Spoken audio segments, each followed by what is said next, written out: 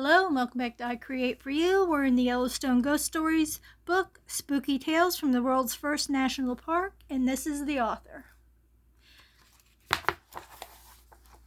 I'm going to apologize ahead of time. I'm having a real difficult time getting to video and read this because my cats have a bad case of the zoomies. So you might hear them running in and out of here. The Sentinel of Yellowstone. Most Yellowstone bears never become famous. Aside from a few known and named by locals and park personnel, bears live a very anonymous lives. However, a story is told of a bear named Wahb. The word Wahb is the Shoshone word for white bear.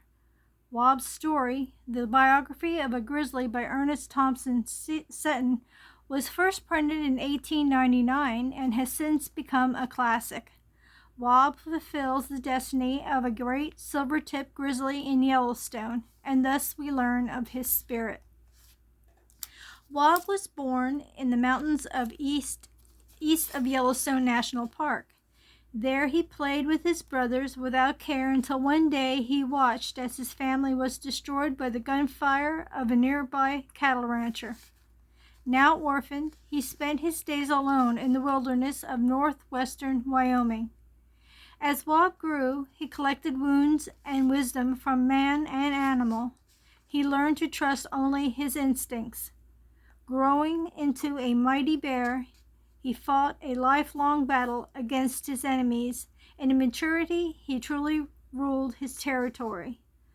Wahb could toss large pine trees, for yards, and wipe out enemies with one quick swing of his paw. Everyone and everything that knew him wisely kept their distance. One summer, Wahb learned of a safe haven where bears were provided with food every day. Rumors were that in this special park, humans brought food to the bears. This was how Yellowstone's hotels disposed of their garbage in the early years. After finding out about Yellowstone's generosity and its laws which protected all wild animals within its boundaries, Wahb set out to find this sanctuary. He spent most of the summer there and enjoyed it so much that he made it his annual summer retreat. This, along with a warm spring nearby where he soaked his tired bones, became his ritual. Many summers soon passed, and being in his prime, Wahb was feared as the most powerful beast in Yellowstone. His only two enemies were a pesky young roach black grizzly from the nearby Bitterroot Range and his own advancing age. The roachback may have been younger, but Wahb was still smarter and more powerful, which gave him the edge as his little nemesis was still very frightened of him. Wahb's second enemy, age, was slowly stripping him of his energy and his sight. Using his keen smell, Wahb knew when the little roachback was not too far away, and he strived to stay one step ahead. Near the end, Father Time eventually caught up with old Wahb. He could still frighten the little roachback grizzly by merely making his presence known in the area, but he knew in his heart that it would only be a matter of time. His failing health prompted him to begin questioning his invincibility. He knew it would be a madness to battle the young bear. Weeks went by and his pains grew worse. Wahb now hobbled along the hillsides where he had once leaped. One spring, on his way back to the park, the west wind brought to Wahb the odor of Death Gulch, the sour-smelling valley where everything, including the air, was dead. This odor, which once sickened and disgusted him, now called to him, saying, "Come and find peace." As Wahb stood at the entrance of the gulch, he saw other peaceful victims lying lifelessly near a spring. He swung his head from side to side and found it easy to breathe the strange aroma of pungent death. That spring day, Wahb laid down, and in Seton's words, far below him to the right and to the left, and on as far as the eye could reach, was the great kingdom that once had been his, where he had lived for years in the glory of his strength, where none had dared to meet him face to face. But Wahb had no thought of its beauty. He only knew that it was good land to live in, that it had been his, but now it was gone, for his strength was gone, and he was flying to seek a place where he could rest and be at peace. A rush of his ancient courage surged in the grizzly's rugged breast. He turned aside into the little gulch. The deadly vapors entered in, filled his huge chest, and tingled his vast heroic limbs as he calmly lay down on the rocky herbless floor, and as gently went to sleep, as he did that day in his mother's arms by the Graybull long ago. One has only to enter the boundaries of the park to feel the spirit of Wahb, the great silver-tipped grizzly. As others before him, Wahb's ghost now posts himself as sentry outside Death Gulch, located in the northeastern part of the park. Wahb's eternal job is to beckon others who also must pass on, but his ghost is felt by many to be the great spirit of Yellowstone. Native Americans believe the grizzly bear to be a grandfather who renders power and strength to all. Their stories tell us he is the ruler of the beasts and master of the mountains. This being true, it is only fitting that Yellowstone be protected by Wahb, and that his ghost lives there forever. That was a good story. I think I found a link to another YouTube video.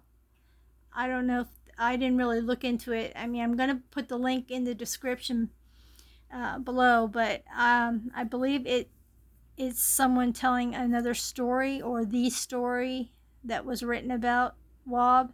So if you want to check it out, you'll just click on that one. It's a two-year-old video, but pretty sure it's going to be a good one to check out, and I might check that one out after I'm done here. So we are going to try to draw the Great Wahb. I really don't like this paper. It seems too shiny. I'm going to get another piece of paper. That one I drew on. Uh-oh, I'm running out of paper to draw on. Can that be happening to me? I'll use this one. Okay, Wahb, let's go here. There was another famous bear, I'm pretty sure you all might have heard of her. Bear 399, who has just passed away not long ago, was hit by a car when she was walking across the road in Yellowstone, and her cub got orphaned. It's such a sad thing. You know, she was very old, and she had so many cubs, and to have one with her when she passed. I don't think I got to see her. I don't remember if when I was there with my son, if I got to see her or not. I have so many pictures of bears and stuff that I've seen. We got lucky and we were able to see some grizzlies. I know one of them had 2 cubs when we were there.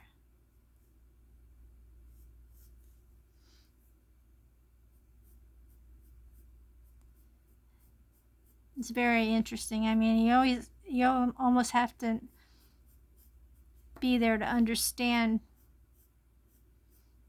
how they take care of their animals in that park. Because when we were stopped, there was lots of people along the road, and they dumb people. I mean, like if the bear's far enough away, I don't think there's a problem.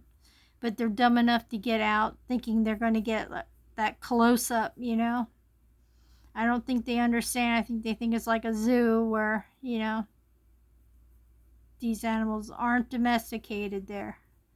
They live there. That's their home. You're invading their home.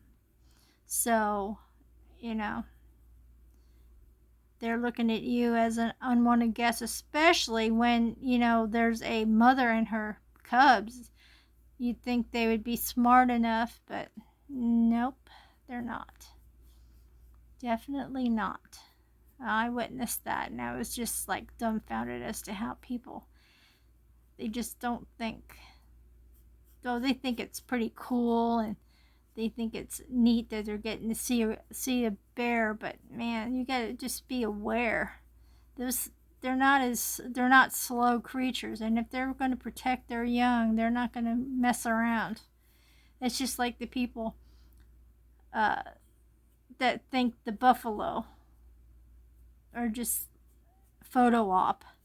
You know, oh, let's have a selfie with this. Yeah, okay, go ahead and see what happens. Be your last photo.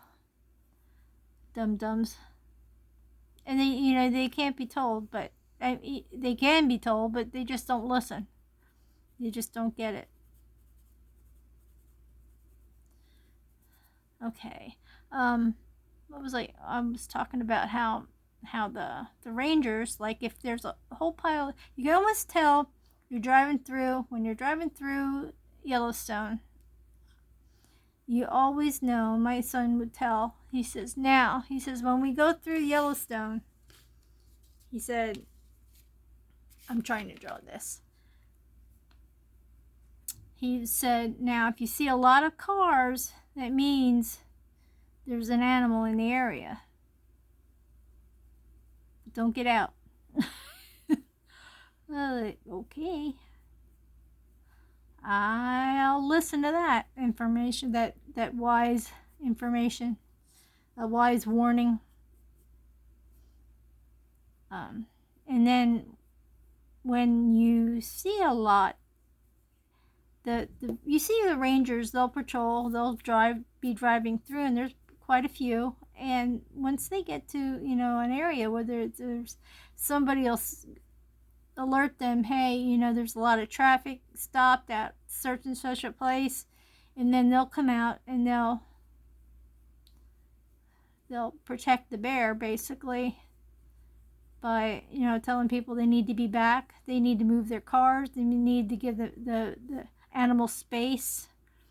And she was the one, when we were there, was trying to cross the road, and she was up high on a ridge, and she was coming down, and people would just not move. It was ridiculous. They wouldn't listen at all. They weren't listening to the rangers or anything, and it's just like, come on, you know, why risk? Because, you know, here's my pet peeve about that crap, is these people don't understand that if these animals attack, they are taken care of. I mean, they're no longer there. They do away with these animals. So you're taking its life away, basically, by not respecting their home. It's their home, not yours. You should just be doing a drive-by, and that's it. I mean, I know that when you're at home and there's an animal in the area, you get defensive, you get protective of your family, and that's exactly what these animals are doing. So they have every right to. It's their home, not yours. And so I just think people should be more mindful of what they're doing. when they get up close and personal with these animals in the park and their own habitat. I mean, it's just ridiculous. Just ticks me off. Because I know, like, when we stopped, I mean, we didn't stay long, but we stopped long enough to see, and that's what you should do. If you want to stop long enough, maybe take a quick picture out your window and then move on. Just let them be. Yep, doesn't happen that way. We get a lot of people who just don't understand. They don't get it.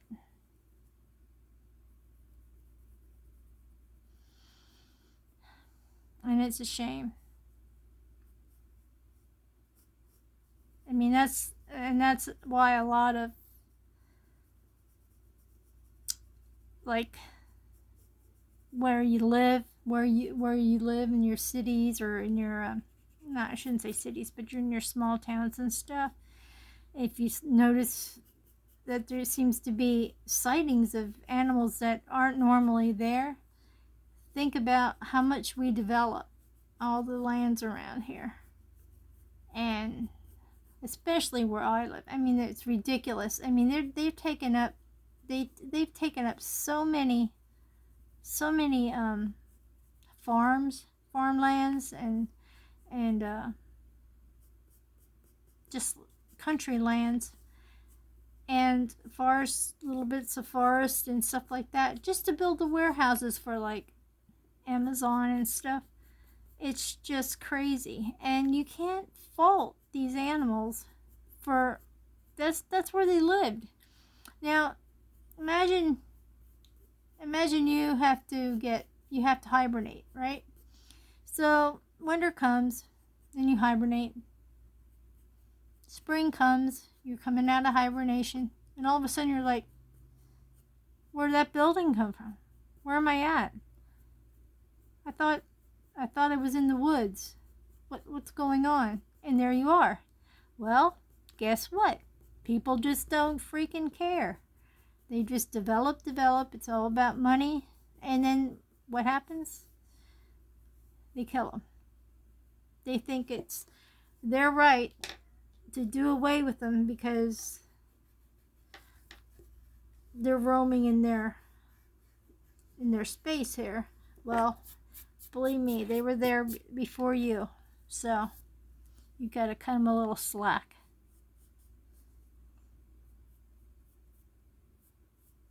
Sorry if you guys don't agree with me, but that's the way I feel about it. When we moved back here from Oklahoma,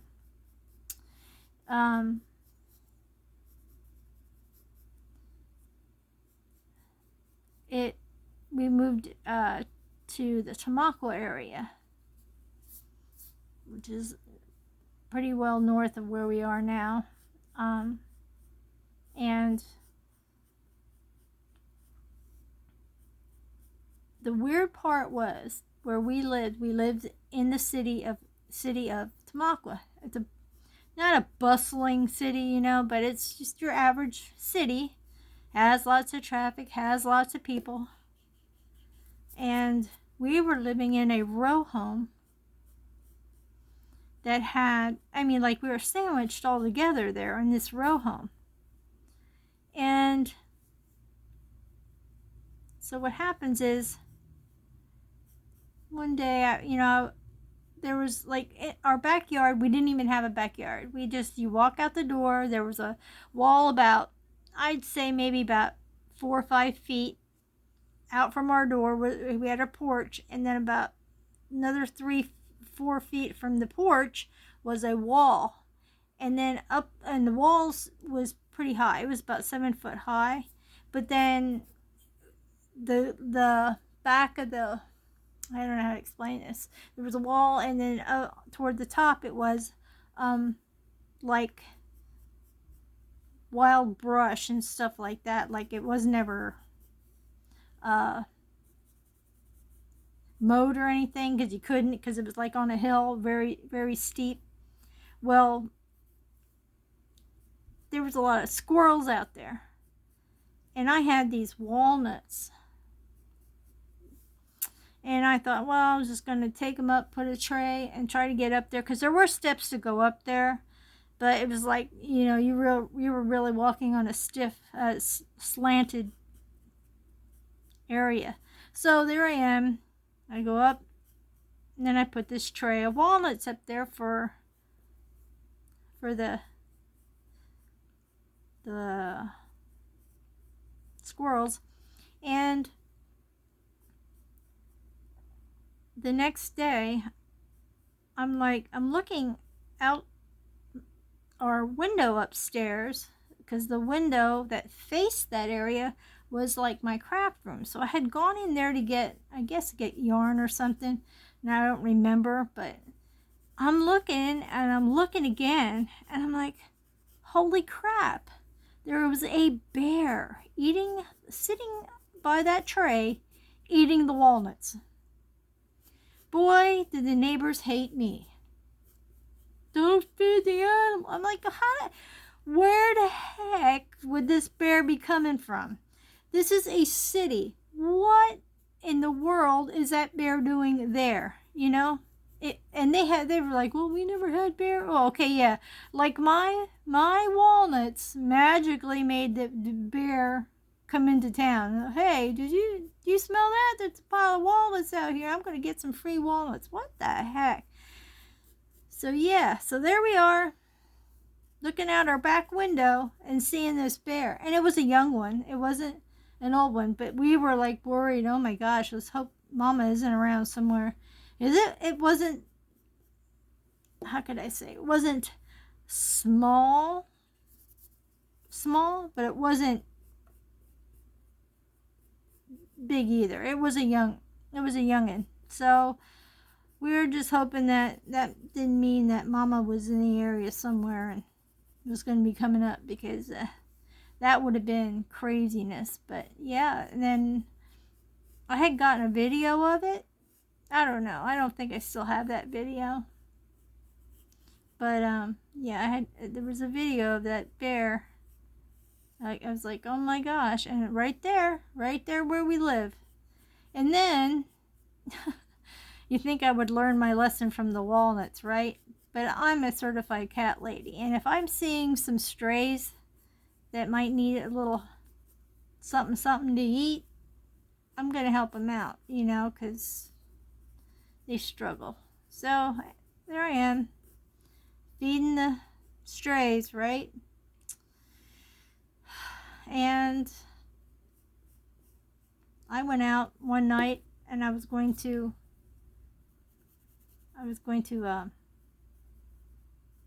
feed fill the dishes. And I went out the door. I went to go out the door, and I slammed it shut. Here, there was a raccoon out there eating the cat food. I'm like, okay, that's it. Next thing you know, they'll be eating the cats, or biting on the cats, or fighting the cats for food.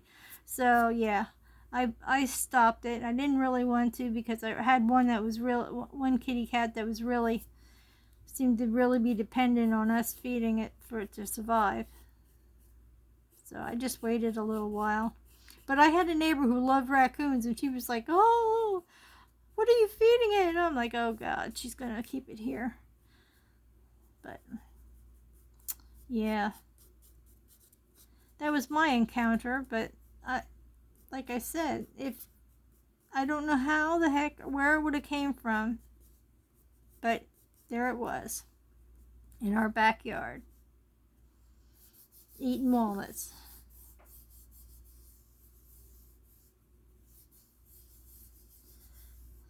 Oh boy, here I am back to using my finger again.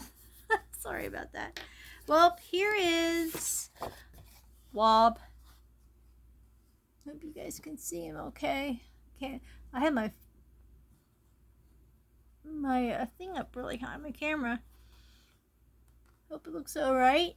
Thank you for listening to this story. It was a really good one. And like I said, I'm going to put this link in the description, and hopefully it's something worthwhile looking at, because I didn't look at it beforehand, so don't get mad at me if it's really nothing special. I'm going to check it out later. And I hope to see you guys in another story. This was one of my favorites because I got to draw an animal. I love drawing animals. If you like this story, give it a thumbs up. We got a lot of the book to go through, and I got lots of other ghost stories to tell. And I'm hoping I get to see you guys in the next video. Bye for now. Thanks for stopping by.